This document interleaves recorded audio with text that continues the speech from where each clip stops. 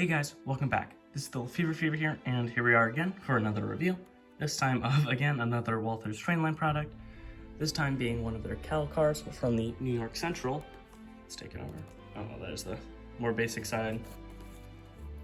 There's that. Essential stock car, and then there's just the tag. Let's pick this one up for $18. Walthers Trainline. Oh, upside down, but I've reviewed quite a few of these now, so I feel like you guys can get the point of these. So let's open this one up.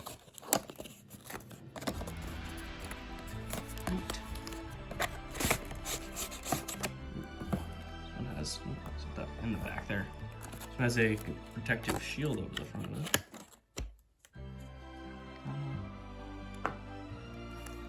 This one is nicely wrapped, so let's take that out. This one is, take all the packaging out of shot here. This one is feels very good in the hands. And then, yep, as I presumed, there are sliding doors here. Does seem to be fairly rigid. It doesn't seem to be flexible aside from the doors, but that's what's expected. Let's see, open the doors, middle wheels, yep, standard Walthers things here. So let's take a closer, actually, it's the metal plate in the bottom. But now let's take a closer look at the details right now. Well, I can only film these unboxings once. Let's see, right now. All right, now taking a closer look at the details here. The more obvious details we can see here are the New York Central system and the fine numbering down here below. And there are nice opening doors for your cattle.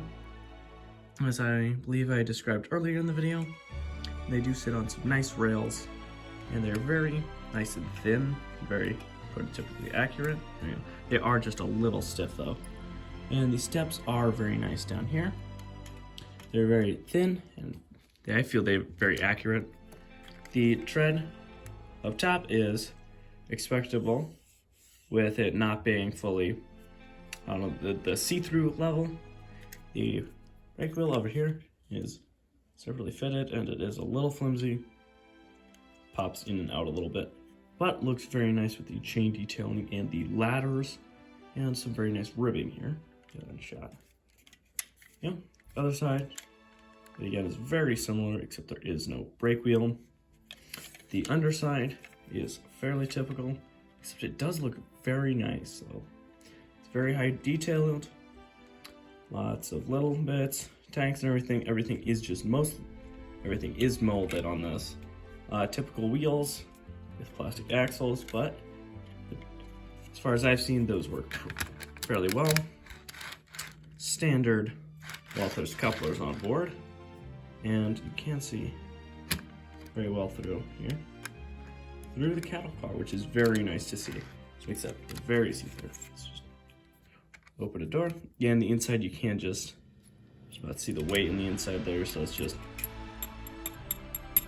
metal, so that's nice and die-cast.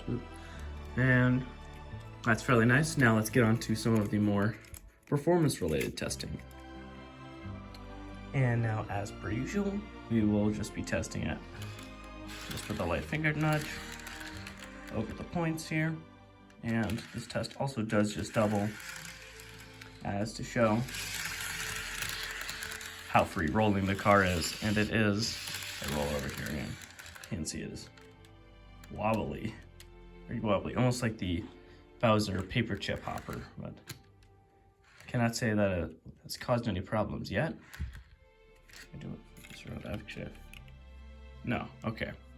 I have taken a closer look at the details here, and if I can put this back on the track properly, notice how there is a blank space here that is meant to be there, or at least there's no printing there on either side. So if that's a mistake, well, then I have a faulty one.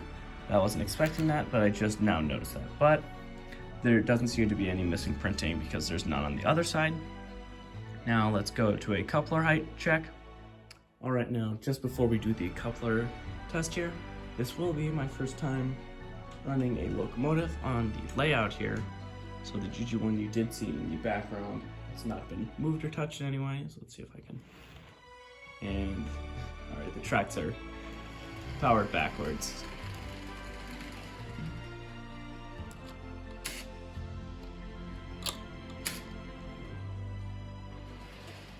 Anyway, that is one thing I do need to iron out with the layout, because this is my first video, or I guess my second video, because the video with the block signals was technically my first video. Right now that we've pulled in the locomotive, you can see that if I can couple these here, that the GG1's coupler does go up a little bit, but this one is a little droopy on the side, so I will just take a little switch and see here. And yet again, it does seem to be fairly low. I will take my tester from last time here, or the next best tester that I did find, and that is the Milwaukee Road car. So let's just shot here with them. Pull it in. Let's see who these two. These two, yes, are the same height with each other. So that does seem to be interesting. Yeah. Move-in seem to be a tight couple, which they are the same brand, so they should be the same with each other. We will get the GG1 back into shot here. So that one is just a little high. So it does seem to be a good height. So there's another tick for value there. So that seems pretty good. And now let's get this train fully hooked up, and then we'll get it doing some laps around the layout. All right, before we get this train moving, I would like to note that I do not have a lot of rolling stock from the area of where the New York Central operated. So a lot of it will just look color-wise fairly similar, but it might not truly match, just like how I have some Union Pacific pieces on this train, even though those were not in the area where the GG1s operated. I know that, and that's also another reason why I did want to pick up this New York Central car, because now I at least have one engine and 3 pieces of rolling stock from that rough area. But let's now get this train moving. Here. There we go, and it's off. I was gonna say there's Milwaukee Road and the Rock Island on the back of this. All right, now let's get some other shots of this train moving around the layout.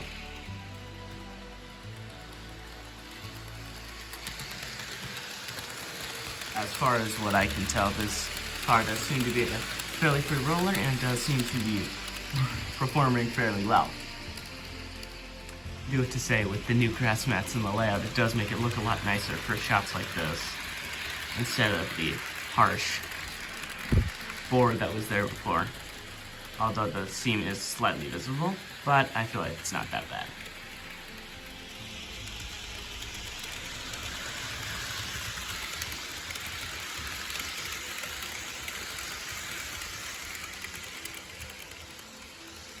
Right now, let's see if we can try to park in the shot here. And it's just going in just about now.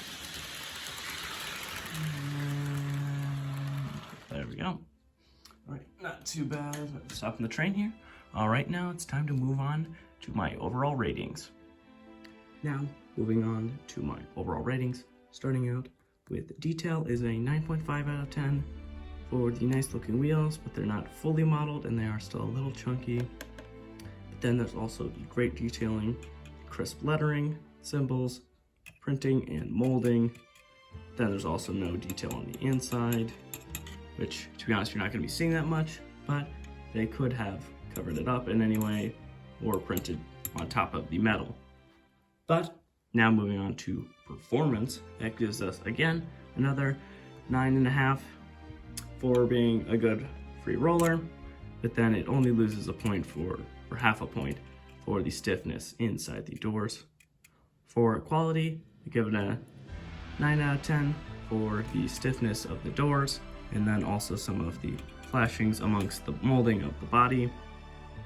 then for overall value, for this, I give it an 8 out of 10 for being slightly smaller than some of the other Walthers products, but then also packing in some other greater details and sliding action functions and some greater weight to it.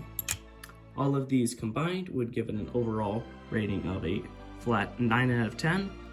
So it's nothing too exciting, but I would recommend this product. It looks fairly nice, and there are some other paint jobs or liveries for this. Maybe some that actually use this blank space here, which I'm still need to look into. Probably say something into the description. But it's overall a great model, performs well as per usual with all these Walthers products. I do want to be reviewing some other ones, but at the moment these ones are cheap and easy, and they do have some liveries or that I said that I liked and I wanted to get earlier in the video. But that'll about sum it up for this review video, and I'd like to thank you guys so much for watching. And if you've gotten this far into it, you must have enjoyed it at least a little bit. So please consider subscribing, liking. Of course, you don't have to, but that'll be the end here, and I'll see you guys next time. Thank you guys for watching. I guess a third time maybe. Bye-bye.